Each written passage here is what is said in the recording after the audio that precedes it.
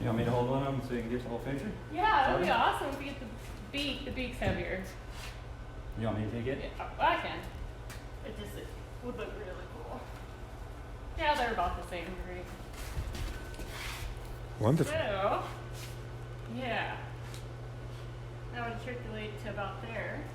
We've never done this before. Oh, cool. So I'm Clayton Phipps, and some people call me the dinosaur cowboy, and my job is to go out and save dinosaurs from the second extinction. I really enjoy preserving history and finding them and keeping them from roding away and just getting them to museums or private collections where they can be safe. And I spend a lot of time looking for dinosaurs, probably more time looking for them than I do digging them. Once we find some sign that there might be a dinosaur there, then we a lot of times we'll open up a site by hand first and just see if it keeps going. If the signs are good and it seems like there's maybe going to be more bone in the hill, it depends. Every site's different. Some sites have hundreds of feet of overburden on them, and so then we have to move that to get down to the layer the bones are in.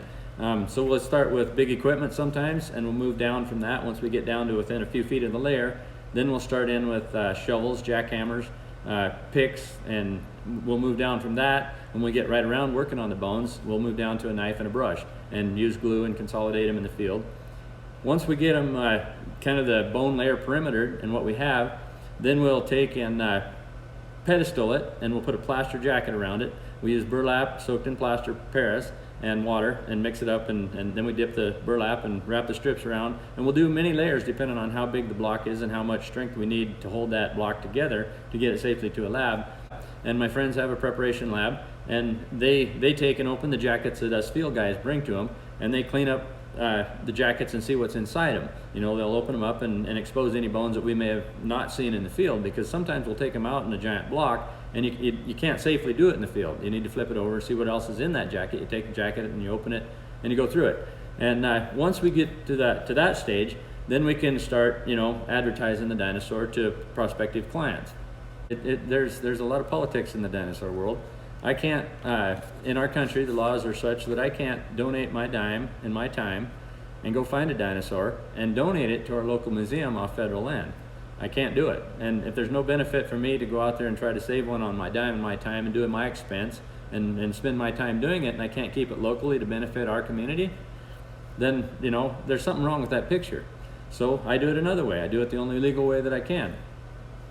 I contract with private landowners. They own the surface rights, they own the fossil. I help set a law in Montana in place to clarify the ownership of fossils and to get that taken care of.